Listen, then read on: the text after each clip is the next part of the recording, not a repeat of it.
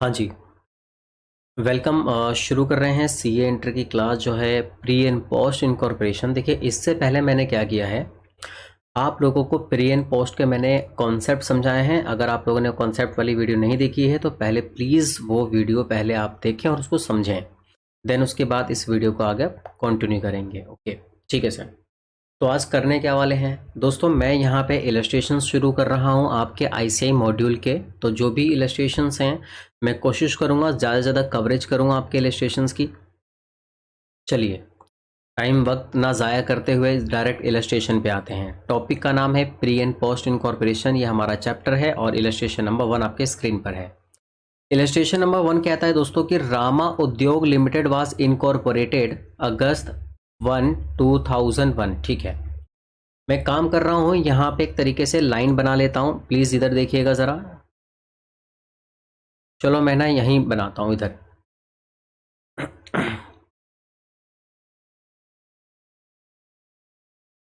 मैं इस जगह ना वर्किंग नोट बना के चल रहा हूं।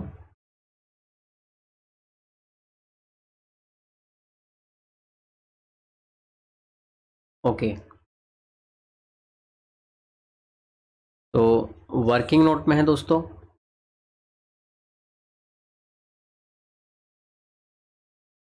जो बिजनेस है जिसका नाम क्या है, रामा उद्योग लिमिटेड, ये इनकॉर्पोरेट हुआ है on incorporated on August 1 2001। It had acquired a running business of Rama and Company with effect from 1st April 2001। ठीक है जी, तो मैं काम कर रहा हूँ, यहाँ पे डेट लिख ले रहा हूँ। 1 अप्रैल 2001 डेट ले लेता हूँ और ये ईयर हमारा एंड हो जाएगा दोस्तों 31 मार्च 2002। ओके कि नहीं? तो जो बिजनेस जो है वो एक्वायर किया गया है कौन से डेट को, दरअसल उसका जो इनकॉर्पोरेशन हुआ है वो 1 अगस्त 2001 को हुआ है। ये क्वेश्चन हमें ये कह रहा है, ज़रा देखिएगा। इनकॉर्पोरेशन हुआ है 1 अगस्त को, प्लीज़ ध्यान दीजिएगा।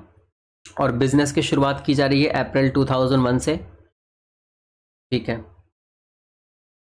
तो हमें यहाँ पे एक चीज़ सीखने को मिलता है, समझने को मिलता है कि ये जो पीरियड है ये पीरियड हमारा प्री कहलाएगा, प्री इनकॉर्पोरेशन। यहाँ से यहाँ हमारा बिजनेस इनकॉर्पोरेट हो चुका है 1 अगस्त को, तो ये हमारा कहलाएगा पोस्ट इनकॉर्पोरेशन। ठीक है सर, आपकी बात हमें अच्छे से समझ में आ गई है। अब इस वर्किंग नोट की हेल्प से हम क्या करेंगे, टाइम रेशो कैलकुलेट करने की कोशिश करते हैं। ज़रा देखिएगा, प्री में क्या मंथ्स होंगे आपके, अप्रैल मई जून जुलाई, ये 4 मंथ्स हो जाएंगे आपके। मैं यहाँ लिख देता हूँ, ये 4 मंथ्स हो जाएंगे। बाकी रिमेनिंग मंथ्स आपका ये 8 मंथ्स यहाँ हो जाएगा। तो रेशो आपका बनता है 4:8, यानी कि आपका बोले तो 1:2। तो यह आपका टाइम रेशो है। ये टाइम रेशो का हम यूज़ करेंगे एक्सपेंसेस को एलोकेट करने के लिए, बांटने के लिए। ठीक है कि नहीं? तो वर्किंग नोट 1 हमारा क्लियर होता है टाइम रेशो के रिगार्डिंग। अब क्वेश्चन को आगे कंटिन्यू कर रहे हैं। क्वेश्चन कह रहा है during the year the total sales were ₹36 lakh. ठीक है, क्वेश्चन कह रहा है कि पूरे साल में आपका जो सेल हुआ है वो 36 लाख रुपए का हुआ है, 36 लाख रुपीज का हुआ है। Sales per month in the first half year were half of what they were in the latter half year. मैं इस चीज़ को हाईलाइट कर लेता हूं और उसके बाद आपको मैं समझाने की कोशिश करता हूं कि इसमें लिखा क्या है। चलिए जी, पहले हम चल रहे हैं वर्किंग नोट पे चल रहे हैं। ठीक है सर, आप वर्किंग नोट पे हमें लेके चलिए। एक बार मैं स्क्रीन देख लूं कि आपको पूरी कवरेज हो रही है, आपकी स्क्रीन की कवर हो रहा है? जी बिल्कुल कवर हो रहा है, कोई दिक्कत की बात नहीं है। आवाज़ भी बिल्कुल फर्स्ट क्लास आ रही है। ओके, तो यहाँ पे अब मैं illustration number working note number में 2 की तरफ चल रहा हूँ। अब वर्किंग नोट नंबर 2 वाली जो बात है वो क्या है, प्लीज़ ध्यान से समझिएगा। कह रहा है कि जो आपका पूरा साल है ना, ये आपका पूरा साल कब से सर, 1 अप्रैल 2001 से 31 मार्च 2002, यानी कि पूरे 12 मंथ्स। ये कहता है कि जो शुरू का यहां से लेकर यहां तक, मैं मान के चल रहा हूं यहां से लेकर यहां तक, ये आपका 6 मंथ्स है। और उसके बाद नेक्स्ट फर्दर यहां पे 6 मंथ्स हो गए। तो ये जो अगला जो 6 मंथ्स है, मैं डेट लिख लूं क्या? चलो लिख लेता हूं। ये अप्रैल मई, जून, जुलाई, अगस्त, सितंबर, 1 2 3 4 5 6। उसके बाद नेक्स्ट जो 6 मंथ्स है वो है आपका अक्टूबर, नवंबर, दिसंबर, जनवरी, फरवरी और उसके बाद है आपका मार्च। हमसे वहाँ सेल्स के बारे में ये कहा गया है कि जो शुरू का सेल्स है वो नेक्स्ट अगले 6 मंथ्स का जो सेल्स है ना उसका हाफ है। मेरे कहने का मतलब दोस्तों यहाँ पे ये है कि अगर अक्टूबर में सेल 2 रुपए की है तो अप्रैल में सेल्स 1 रुपए की है। आप समझ पा रहे हैं? यानी अगले 6 महीने जो सेल हुई है वो डबल हुई है और शुरू के सेल जो हुई है वो अगले सेल्स का हाफ है। अगर अक्टूबर में सेल 2 रुपए की है दोस्तों तो अप्रैल में 1 है। यानी अक्टूबर में सेल 2x है तो अप्रैल में जो सेल होगी वो ओनली x होगी। नवंबर में सेल अगर आपकी 2x है तो जो मई में सेल है वो x होगी। और अक्टूबर, नवंबर, दिसंबर में सेल आपकी 2 है, 2x है। यानी अगले 6 महीने का आधा शुरू के 6 महीने में सेल हुआ है। समझ पा रहे हैं ना? जैसे अप्रैल में 1 रुपए का सेल हुआ है तो वो अक्टूबर में 2 रुपए का हुआ है। क्लियर है नहीं? तो शुरू के 6 महीने जो सेल हुई है वो normal sale x x x x करके हुई है। तो ये एक्स है, ये एक्स है, ये एक्स है, ये एक्स है और यहाँ पे 2x 2x 2x 2x 2x और 2x। क्लियर है या नहीं? मैंने ज़्यादा एक्स तो नहीं ले लिया? ठीक है सर, बिल्कुल बराबर आपने लिया है।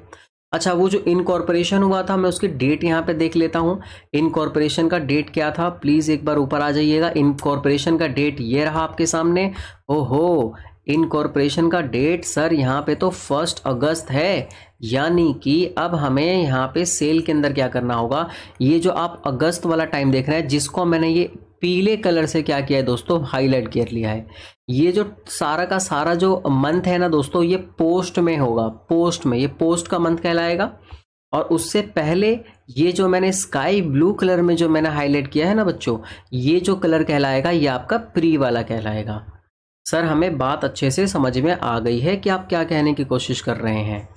चलिए जी, तो यहाँ पे जो प्री में देखेंगे आप टोटल कितने एक्स हैं। प्री में टोटल एक्स है 4, तो ये 4x हो गया। और पोस्ट में कितने एक्स हो जाएंगे, एक्स एक्स और उसके बाद 1 2 3 4 5 6। आप समझ रहे हैं ना? इन सबको ऐड कर दो तो ये टोटल 12x हो गए और 2 ये हो गया, यानी ये हो गया आपका 14x। क्लियर है बच्चों मेरी बात? आप लोगों को मैंने जो बताया है टर्नओवर के बारे में, यहाँ पे हमने सेल्स रेशियो कैलकुलेट किया है। रेशो दरअसल आपका आ जाएगा, ये 2 हो जाएगा और ये 7 हो जाएगा। तो ये हमारा सेल्स रेशियो है।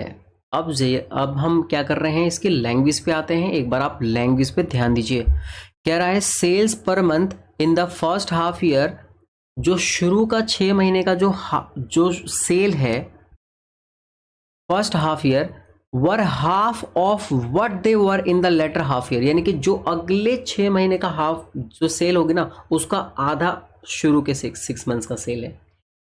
क्लियर है सर? आपकी बात हमें अच्छे से समझ में आ गई है। आप आगे बढ़िएगा। यहाँ पे बाकी हमारे एक्सपेंसेस दे रखे हैं। डेप्रिसिएशन है, डायरेक्ट फीस है, डायरेक्टर फीस है, प्रिलिमिनरी एक्सपेंसेस हैं, ऑफिस एक्सपेंस है, सेलिंग एक्सपेंस है और interest to vendor up to 31st। Okay, मैं इस वाली चीज़ को हाईलाइट कर ले रहा हूँ। अभी मैंने आपको इस चीज़ का कॉन्सेप्ट नहीं समझाया था तो आज हम इसका कॉन्सेप्ट ज़रूर समझेंगे। चलिए जी, तो हमें क्या करना होता है, प्लीज़ असेट एंड, ये हमें बोल रहा है, रिक्वेस्ट कर रहा है कि प्लीज़ प्लीज़ प्लीज़ आप एक चार्टर्ड अकाउंटेंट हैं, प्लीज़ असेंटेंट करिए प्री इनकॉर्पोरेशन और post incorporation profit for the year ended 31 मार्च। हमें क्या करना है, हमें एक फॉर्मेट बनाना है जिसके अंदर हम क्या करने वाले हैं, असेंटेंट करने वाले हैं कि वो प्रॉफिट जो बिजनेस ने टोटल कमाया है उसमें से प्री में कितना जाएगा और पोस्ट में कितना जाएगा। ठीक है? यस सर, बिल्कुल ठीक है। फॉर्मेट आपके सामने है, statement of pre and post incorporation for the year ended. तो जो भी डेट लिखी होती है उस डेट को हम यहाँ पे लिख देंगे। फॉर्मेट क्या है, पर्टिकुलर, उसके बाद है टोटल अमाउंट, फिर बेसिस है, फिर प्री इनकॉर्पोरेशन है, उसके बाद पोस्ट इनकॉर्पोरेशन है। देखिए यहाँ हमें सबसे पहले क्या लिखना होता है, सबसे पहले मेरे दोस्तों इधर आप लोगों को लिखना होगा ग्रॉस प्रॉफिट। लेकिन अगर आप क्वेश्चन में ध्यान देंगे तो आपको कहीं भी ग्रॉस प्रॉफिट नहीं दे रखा है। आपको यहाँ पे ग्रॉस प्रॉफिट की जगह आप लोगों को यहाँ पे नेट प्रॉफिट गिवन है। देख रहे हैं आप लोग, नेट प्रॉफिट गिवन है। और हमें सबसे पहले क्या चाहिए होता है, ग्रॉस प्रॉफिट चाहिए होता है। अभी फिलहाल आप एक इलस्ट्रेशन को होने दे कंप्लीट, आपको आइडिया मिल जाएगा कि फॉर्मेट सही में बन किस तरीके से रहा है और पहले हमें क्या चाहिए होता है, लास्ट में हमें क्या चाहिए होता है। तो बहुत ही सिंपल है, ग्रॉस प्रॉफिट हम सबसे पहले लिखेंगे। ग्रॉस प्रॉफिट में से जितने भी एक्सपेंसेस होते हैं हम सारा एक्सपेंस माइनस कर देंगे, तो सबसे लास्ट में जो हमारा प्रॉफिट बचेगा वो बचेगा नेट प्रॉफिट। ओके, और वो नेट प्रॉफिट प्री इनकॉर्पोरेशन और पोस्ट इनकॉर्पोरेशन को ऑटोमेटिक कैलकुलेट हो जाएगा। देखिएगा ध्यान से, हमें यहाँ पे ग्रॉस प्रॉफिट गिवन नहीं है, इस वजह से मैं एक और वर्किंग नोट बनाऊंगा जिससे मैं ग्रॉस प्रॉफिट कैलकुलेट कर सकूं। तो वर्किंग नोट नंबर नेक्स्ट पे आते हैं, जो कि वर्किंग नोट नंबर हमारा कौन सा हो जाएगा, 3 हो जाएगा। मैं हेडिंग लिख ले रहा हूं, कैलकुलेशन ऑफ ग्रॉस प्रॉफिट। ठीक है सर, आप हमें बताइए ज़रा ग्रॉस प्रॉफिट किस तरीके से कैलकुलेट किया जाता है। मेरे दोस्तों, एक बात आप लोगों ने बहुत अच्छी तरीके से समझा होगा बचपन के टाइम पे, ये है कि अगर मैं सेल में से मैं लेस कर दूं COGS। सर COGS बोले तो अरे भाई कॉस्ट ऑफ गुड्स सोल्ड यार, तो हमारे सामने आंसर आता है ग्रॉस प्रॉफिट। यस सर, हमें ये तो बात बहुत अच्छी तरीके से पता है। इसके बाद मैं लेस कर दूं यहां से एक्सपेंसेस, वो एक्सपेंसेस जैसे कि ऑफिस में होते हैं, एडमिन ऑफिस एंड एडमिनिस्ट्रेशन के एक्सपेंसेस, जनरल एक्सपेंसेस, सेल्स के एक्सपेंसेस हो गए, ठीक है, मार्केटिंग के एक्सपेंस हो गए, फाइनेंस के एक्सपेंस हो गए, मतलब जितने भी तरीके के एक्सपेंसेस बचते हैं ना दोस्तों, that is called indirect expense. अगर मैं उसको लेस कर दूं तो मेरा यहाँ पे सबसे लास्ट में जो इधर आंसर आता है वो आता है नेट प्रॉफिट। सर ठीक है, आप हमें ये बचपन की बात क्यों समझा रहे हैं? मेरे दोस्तों, मैं आपको ये बचपन की बात इसलिए समझा रहा हूँ क्योंकि हमें इसका यूज़ करना है यहाँ पे। चलिए जी, तो मुझे बताओगे नेट प्रॉफिट कितना है? सर ये रहा ना नेट प्रॉफिट, अभी तो आपने बताया था 2 लाख रुपीज़ है, ये हमें क्वेश्चन में गिवन है। आइए ज़रा क्वेश्चन पे, ये रहा, देखो देखो देखो देखो, 2 लाख रुपीज़। अब ये 2 लाख रुपीज़ है, अगर मैं इसके ऊपर ये एक्सपेंसेस जो मैंने लेस कर रखे हैं ये इसके अंदर मैं ऐड कर दूं, नेट प्रॉफिट में एक्सपेंस क्या कर दूं, ऐड कर दूं, तो क्या मेरा ग्रॉस प्रॉफिट आ जाएगा? रिवर्स चल रहे हैं हम लोग, रिवर्स। तो एक्सपेंसेस कौन कौन से हैं, जरा एक्सपेंसेस देखिएगा कौन कौन से हैं। मैं एक बार नीचे कर दे रहा हूं, ये सारे के सारे दोस्तों हमारे एक्सपेंसेस हैं। तो अगर मैं इन सभी एक्सपेंसेस को ऐड कर दूं तो मेरा ग्रॉस प्रॉफिट आएगा। कैसे, ध्यान दीजिएगा। एक्सपेंस कौन कौन से हैं, 1,23,000 प्लस 50,000 प्लस 12,000 प्लस 78,000 प्लस 72,000 और क्या है, प्लस 5,000। तो ये टोटल एक्सपेंसेस कितने होते हैं, मैं इसको कैलकुलेट कर ले रहा हूँ। 123 प्लस कितना है, 50 है, 50 प्लस 12,000 प्लस 78 प्लस 72,000 प्लस 5,000। तो चलिए जी, ये जो टोटल एक्सपेंस आ रहा है वो आ रहा है 3,40,000। हम इसको वर्किंग नोट में यहाँ पे रख देते हैं। एक्सपेंस हमारा है 3,40,000, ये एक्चुअल में डिडक्ट हुआ होगा और हमारा जो ग्रॉस प्रॉफिट आएगा दोस्तों वो आएगा 5,40,000। मैं इस 5,40,000 का यूज़ यहाँ कर रहा हूँ, प्लीज़ ध्यान दीजिएगा। टोटल जो मेरा ग्रॉस प्रॉफिट है वो 5,40,000 है। और ग्रॉस प्रॉफिट को कौन से रेशो में बांटा जाता है, उसका बेस क्या होता है, आइए जल्दी से हम चलते हैं इसके कॉन्सेप्ट पे। यहाँ आइएगा, ग्रॉस प्रॉफिट अगर होगा तो हमारी पहली प्रायोरिटी रहेगी टर्नओवर रेशो में बांटने की। मैं फिर बोल रहा हूँ, ग्रॉस प्रॉफिट रहेगा तो पहली प्रायोरिटी क्या है मेरे दोस्तों, मेरे बच्चों, ये है टर्नओवर रेशो में बांटने की। अगर टर्नओवर रेशो गिवन नहीं होगा तो हम उसको बांटेंगे किसमें, COGS में। COGS नहीं होगा तो हम उसको बांटेंगे टाइम रेशो में। लेकिन मेरे दोस्तों, यहाँ पे हमें टर्नओवर रेशो हमें पता चल गया था, और कितना था मुझे खुद याद नहीं आ रहा। हाँ भाई, टर्नओवर रेशियो, ओ ये रहा। ये हमारा टर्नओवर रेशो है, यानी कि बोले तो सेल्स रेशो को ही टर्नओवर रेशो कहते हैं। 2:1, 2:1 यही है ना। तो ये रहा हमारा 2:1 थोड़ी ना है, 2:7 है। तो हम इसको डिवाइड कर देते हैं 5,40,000 को। 5,40,000 में से 2 डिवाइड में 9 या 1,20,000 और या 4,20,000। चलिए जी, मैंने डिवाइड कर दिया है, ठीक है। ग्रॉस प्रॉफिट में से हम लेस क्या करने वाले हैं दोस्तों, एक्सपेंसेस। सिंपल, ग्रॉस प्रॉफिट में से सारे एक्सपेंस लेस कर दोगे तो लास्ट में क्या बचेगा, नेट प्रॉफिट। और यही काम करना होता है हमें इस चैप्टर के अंदर। ओके, आपको मेरी बात समझ में आ रही है तो थम्स अप जरूर करें। तो लेस कौन कौन सा एक्सपेंसेस करने, क्वेश्चन खुद बोलता है। तो क्वेश्चन बोल रहा है कि डेप्रिशिएशन ये रहना भाई 1,23,000। तो डेप्रिशिएशन में यहाँ लिख देता हूँ, ओहो, डेप्रिशिएशन 1,23,000 है। ये सारे जो अमाउंट्स हैं वो रुपीज़ में हैं, तो प्लीज़ इनके ऊपर रुपीज़ का आपको साइन डाल लेना है। 1,20,000 ये डिवाइड होगा टाइम रेशो में, और टाइम रेशो 1:2 है। मैं आपको बता दूं, ये एक बार कॉन्सेप्ट पे चलेंगे आप लोग। फिक्स एक्सपेंस, क्या ये डेप्रिशिएशन फिक्स एक्सपेंस होता है? मैं फिर बोल रहा हूं, अगर आप लोगों ने कॉन्सेप्ट वाली वीडियो नहीं देखी है तो प्लीज़ पहले उस वीडियो को देखें, मैंने उसका लिंक डिस्क्रिप्शन में दे दिया है। बिना वो कॉन्सेप्ट वाली वीडियो देखोगे, बिना उसके, तो फिर बात नहीं बनेगी, यहाँ पे समझ में नहीं आएगा आप लोगों को। अगर आपने देख रखा है तो बहुत अच्छी बात है। तो ये जो आपके सामने दिख रहा है ना, जो ये फिक्स एक्सपेंस, ग्रॉस प्रॉफिट, ये सब मैंने कॉन्सेप्ट में समझाया है। तो जो डेप्रिशिएशन होता है हमारा फिक्स एक्सपेंस होता है, ये हमारा टाइम रेशियो में डिवाइड होता है। तो मैं आपके सामने प्रूफ भी दे रहा हूँ। तो 1:2 में कर दो भाई डिवाइड। 1,23,000 मल्टीप्लाई 1 डिवाइड में 3, तो ये आया है 41,000। और दूसरा कितना आ जाएगा, 82,000। डेप्रिशिएशन के बाद अब मुझे क्या बांटना है, डायरेक्टर फीस जो कि 50,000 है। मैं काम कर रहा हूँ ना, सबके नाम लिख लेता हूँ। डायरेक्टर फीस, प्रिलिमिनरी एक्सपेंसेस, उसके बाद मुझे लिखना है डायरेक्टर फीस, प्रिलिमिनरी एक्सपेंसेस, और उसके बाद क्या है, प्रिलिमिनरी एक्सपेंसेस है 50 और 12,000। लिख लेता हूँ ना, अमाउंट भी लिख लेता हूँ साथ साथ, 50,000 और 12,000। ऑफिस एक्सपेंसेस 78 और सेलिंग एक्सपेंसेस 72, 78, 72। ये वाला हमारा ऑफिस का एक्सपेंस है, और ये वाला हमारा क्या है दोस्तों, सेलिंग एक्सपेंस है। ओके, ठीक है सर। उसके बाद है, उसके बाद क्या बच गया, इंटरेस्ट टू वेंडर है 5,000। इंटरेस्ट टू वेंडर है दोस्तों, लिख ले रहा हूँ मैं। इंटरेस्ट टू वेंडर जो है वो है आपका 5,000 रुपीज़। चलिएगा, अब हम इसको डिवाइड करना शुरू कर देते हैं। और जो बेस है दोस्तों, डायरेक्टर फीस।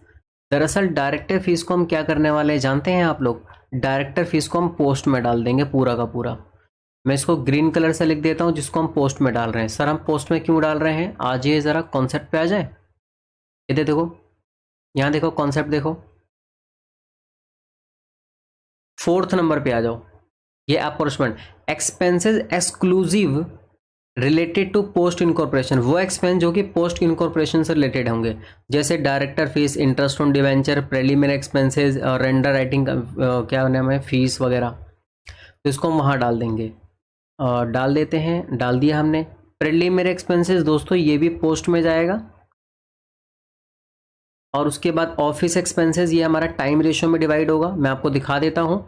ऑफिस एक्सपेंसेस दरअसल हमारा क्या होता है, कौन से कॉन्सेप्ट में जाएगा बताओ, 1 में, 2 में, 3 में, किस में? अरे भाई सेकंड में जाएगा ना, फिक्स एक्सपेंस होता है ऑफिस के एक्सपेंसेस। देखो ना, टाइम रेशियो में डिवाइड होगा। तो टाइम रेशियो क्या है सर, टाइम रेशियो है तो सही, ये तो रहा 1:2। तो 1:2 में डिवाइड कर रहे हैं। 78,000 मल्टीप्लाई 1 डिवाइड में 3, ये आ गया है 26,000।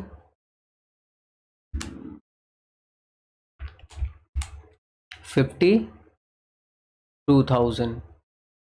ये खाली खाली खाली सेलिंग एक्सपेंसेस को हम टर्नओवर रेशियो में डिवाइड करेंगे, ये 2:1 हो, 2:7 है। सेलिंग एक्सपेंसेस दोस्तों टर्नओवर में बटेगा। मैं आपको ये भी फिर दिखा देता हूँ, कहाँ गया, ये रहा एक्सपेंस रिलेटेड टू सेल्स, जैसे कि सेलिंग एक्सपेंसेस। तो 2:7 में डिवाइड कर दो भाई, 72,000 का मल्टीप्लाई में 2 डिवाइड में 9, 16,000, और उसके बाद माइनस कर दो ना 72 में से डायरेक्ट ही 56,000। तो चलिए जी, मैंने यहाँ पे डिवाइड कर दिया है। अब रह गया इंटरेस्ट टू वेंडर। तो प्लीज़ एक बार यहाँ पे थोड़ा सा कॉन्सेप्ट को समझ लीजिए, कॉन्सेप्ट को समझ लीजिएगा। मैं यहाँ पे नीचे की तरफ आपको कॉन्सेप्ट समझा रहा हूँ। यहाँ लिखा हुआ है दोस्तों इंटरेस्ट टू वेंडर। मैं काम कर रहा हूँ, इसके लिए भी मैं वर्किंग नोट नंबर डाल देता हूँ 4th। ठीक है, अब ये होता क्या है, प्लीज गौर से समझिएगा इस चीज को। ध्यान दो इधर। अब देखो अच्छे से समझना, हमारा डेट शुरू हुआ है 1 अप्रैल 2001 से, और ये डेट ईयर एंड हो रहा है 31 मार्च 2002 को, बराबर। हमारा अप्रैल से लेकर कौन से डेट तक था, अगस्त तक, 1 अगस्त तक का जो टाइम है वो हमारा प्री इनकॉर्पोरेशन था, और अगस्त के बाद जो हमारा टाइम था वो पोस्ट इनकॉर्पोरेशन का। अब जरा हम क्वेश्चन पे चल रहे हैं, और क्वेश्चन में आप सबसे ऊपर आ जाइए, इस चीज को ध्यान से पढ़िएगा। लिखा है रामा उद्योग लिमिटेड वाज इनकॉर्पोरेटेड अगस्त में, it had acquired a running business of Rama and company with effect from 1 अप्रैल 2001। देखो हुआ क्या है एक्चुअल में, कि जो कंपनी है ना उसको एक्वायर्ड किया। अच्छा, कंपनी जो है रामा उद्योग नाम है इसका, रामा उद्योग इनकॉर्पोरेटेड हुई है इस वाले डे में, और इसने जो एक्वायर किया है ना बिजनेस रामा एंड कंपनी का, प्लीज ध्यान से समझिएगा, ध्यान से समझिएगा। रामा एंड कंपनी मान लो पार्टनरशिप फर्म है, बोलो ना क्या है पार्टनरशिप फर्म। ये पार्टनरशिप फर्म कन्वर्ट हुई है दोस्तों कंपनी में। अब ये जो कंपनी में कन्वर्ट हुई है उसका डेट है 1 अगस्त को डेट है, बराबर कि नहीं, ये 1 अगस्त को डेट है इस डेट में। लेकिन ये रामा एंड कंपनी जो पार्टनरशिप फर्म थी, पार्टनरशिप क्या थी, फर्म, इसको एक्वायर्ड किया था 1 अप्रैल 2001। ये पार्टनरशिप फर्म का जो एक्वायर्ड है विद इफेक्ट फ्रॉम, मतलब ये कंपनी जो है ये कह रही है कि भाई हमने जो इनकॉर्पोरेशन हुआ है वो 1 अगस्त को हुआ है, लेकिन हम ये मान के चल रहे हैं कि 1 अप्रैल 2001 से हमने आपको एक्वायर्ड किया, जबकि हकीकत में सच बात यह है कि इनकॉर्पोरेशन 1 अगस्त को हुआ है, लेकिन ये विद इफेक्ट फ्रॉम, इसका इफेक्ट लिया जा रहा है 1 अप्रैल से। यहां से इन्होंने एक्वायर्ड किया है, और यहां से यहां तक का डेट देखिए कितना हो रहा है, 4 मंथ्स हो रहा है, बराबर कि नहीं। अब सुना, बहुत अच्छे से सुनना, ये जो कंपनी है इस कंपनी का नाम क्या है दोस्तों, रामा उद्योग लिमिटेड। हालांकि देखो ये जो एक्वायर वगैरह की बात की जा रही है ना, यहाँ पे क्या क्या चीज की बात की जाएगी, देखो यहाँ पे एक्विजिशन की बात की जा रही है, और क्या चीज की बात की जा रही है, हाँ यहाँ पे दोस्तों बात की जा रही है आपकी एक्विजिशन की, और आपकी बात की जाएगी यहाँ पे परचेज कंसिडरेशन की। इस चीज के बारे में ना बहुत अच्छी तरीके से आप लोगों को सिखाया जाएगा ग्रुप 2 के अंदर। एमलगेमेशन नाम का चैप्टर है ग्रुप 2 में, एमलगेमेशन। वहां मैं आप लोगों को बहुत ही बेहतरीन तरीके से डिटेल में इसके ऊपर चर्चा करूंगा, और विद कॉन्सेप्ट समझाऊंगा कि एक्चुअल में होता क्या है। फिलहाल आप लोगों ने इसके बारे में 12th में थोड़ी बहुत चीज जरूर पढ़ रखी है। 12th में आप लोगों ने पढ़ रखा होगा purchase consideration other than cash. एक कंपनी ने दूसरे कंपनी को खरीदा, सुनो सुनो, एक कंपनी ने दूसरे कंपनी को खरीदा, एक कंपनी ने दूसरे कंपनी को खरीदा, बराबर कि नहीं। तो जिस कंपनी ने खरीदा है वो उसको क्या पे करेगी, कंसिडरेशन पे करेगी। क्या पे करेगी, कंसिडरेशन, बराबर या नहीं। अब यहां पे दोस्तों क्या है, ये जो रामा उद्योग लिमिटेड है इसने इस वाले कंपनी को, आर एंड कंपनी को खरीदा है 1 अप्रैल पे। फिर से देखो, फिर से देखो, रामा उद्योग ने आर एंड कंपनी को खरीदा है 1 अप्रैल को, 1 अप्रैल को खरीदा है दोस्तों। तो जाहिर सी बात है, अगर रामा उद्योग लिमिटेड कंपनी, जिसने रामा उद्योग कंपनी जिसने आर एंड कंपनी को खरीदा 1 अप्रैल को डेट को, तो ये वाली कंपनी, इस वाली कंपनी को रामा उद्योग लिमिटेड जो है वो आर एंड कंपनी को कंसिडरेशन कब देगी? 1 अप्रैल को देगी। नई कंपनी पुरानी पार्टनरशिप फर्म को कंसिडरेशन कब पे करेगी? 1 अप्रैल को। लेकिन इन्होंने 1 अप्रैल को कंसिडरेशन नहीं पे किया। इन्होंने कंसिडरेशन कब पे किया है वो देखिएगा। नीचे देखो, नीचे देखो, इधर देखो, देखो कंसिडरेशन पे किया है अगस्त। मैं इसको अनहाईलाइट कर दूं क्या? सर आप अनहाईलाइट कर दो और उसके बाद फिर हाईलाइट करो। उसके बाद मैं हाईलाइट कर रहा हूं। देखो, इंटरेस्ट टू वेंडर, वेंडर बोले तो, वेंडर बोले तो अभी इस समय परचेजिंग कंपनी कौन है? उसका नाम है रामा कंपनी। रामा उद्योग लिमिटेड कंपनी है। उसने किसको परचेज किया है? R and company partnership firm को परचेज किया है। हालांकि कंपनी एक ही है दोस्तों, पार्टनरशिप फर्म कंपनी में बदल गई है, बस ये पेपर के पॉइंट ऑफ व्यू से, अकाउंटिंग के पॉइंट ऑफ व्यू से दोनों अलग अलग हैं। रामा उद्योग ने पार्टनरशिप फर्म को क्या किया है दोस्तों? परचेज किया है। परचेज 1 अप्रैल को किया था, लेकिन इनकॉर्पोरेशन 1 अगस्त को हुआ था, बराबर कि नहीं? और परचेज कंसिडरेशन का अमाउंट 1 अगस्त को ही पे हो जाना चाहिए था, लेकिन यहाँ पे परचेज कंसिडरेशन का अमाउंट 1 अप्रैल को नहीं दिया गया और 1 अप्रैल की जगह उसका अमाउंट कब अदा किया गया है? अगस्त को अदा किया गया है। यानी टोटल यहाँ पे देखोगे तो 5 मंथ्स लेट हैं। 5 मंथ्स क्या है दोस्तों? लेट हैं। 5 महीने लेट पेमेंट की गई है। कंसिडरेशन 5 महीने बाद पे किया गया है। अब क्या होगा? अब यहाँ पे यह लफड़ा हो गया। अब आर एंड कंपनी बोले कि भाई तुम लोगों ने हमें एक्वायर किया है फलाना डेट को, इस वाले डेट को, और पेमेंट कर रहे हो हमें यहाँ पे 31 अगस्त के दिन। भाई साहब तुम लोगों ने ना हमें ना 5 महीने लेट पेमेंट किया है। 5 महीने लेट पेमेंट किया है, तो अब हम इसके ऊपर ब्याज लेंगे, इंटरेस्ट, और वो इंटरेस्ट का अमाउंट है दोस्तों 5,000 रुपया है, बराबर। अब ये 5,000 रुपये ना डिवाइड होगा। देखो देखो कैसे होगा, सुनना, देखना, मंथ देखना मैं कैसे कैलकुलेट कर रहा हूँ। अप्रैल, मई, जून, जुलाई और उसके बाद है अगस्त। ये 5 महीने का इंटरेस्ट था ना। अब मैं इस 5 महीने के इंटरेस्ट को मैं कैसे डिवाइड कर रहा हूँ? देखो यहाँ पे 4 मंथ्स आ रहा है। अरे ध्यान से देखो, इधर 4 मंथ्स आ रहा है। मैं दूसरा कलर यूज करूँ क्या? यहाँ पे देखो कितना मंथ्स आ रहा है? 4 मंथ्स आ रहा है। और यहाँ देखो कितना मंथ्स आ रहा है? एक मंथ्स आ रहा है। यानी कि 5 महीने बाद पेमेंट की गई है, तो शुरू के 4 महीना प्री इनकॉर्पोरेशन के डेट में चला गया और अगला 1 महीना पोस्ट वाले में चला गया। तो मैं इस 5,000 को कौन से रेशो में डिवाइड करूंगा? 4:1 में। पहले आप समझो, मैं काम कर रहा हूँ 4/5 मल्टीप्लाई में 5,000, ये अमाउंट आ रहा है दोस्तों 4,000 रुपीज़, और 1/5 मल्टीप्लाई में 5,000, ये अमाउंट आ रहा है 1,000 रुपीज़।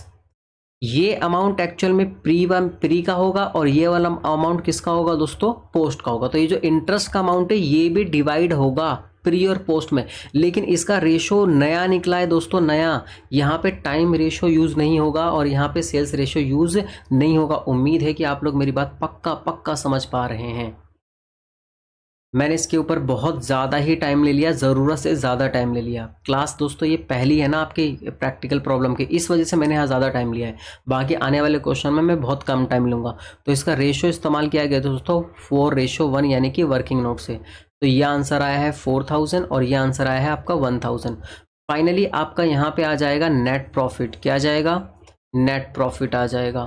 तो चलिए जी, नेट प्रॉफिट हम कैलकुलेट कर लेते हैं और देखते हैं कि क्या हमारा आंसर सही है या गलत है।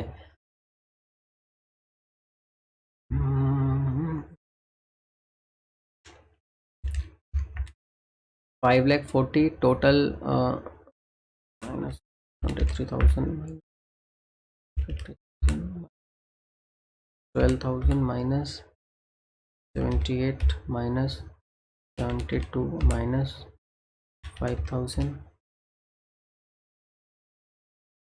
हालांकि 2 लाख रुपीज़ गिवन था दोस्तों, ये नेट प्रॉफिट वैसे आ भी गया है। और इसका कितना आंसर आया है?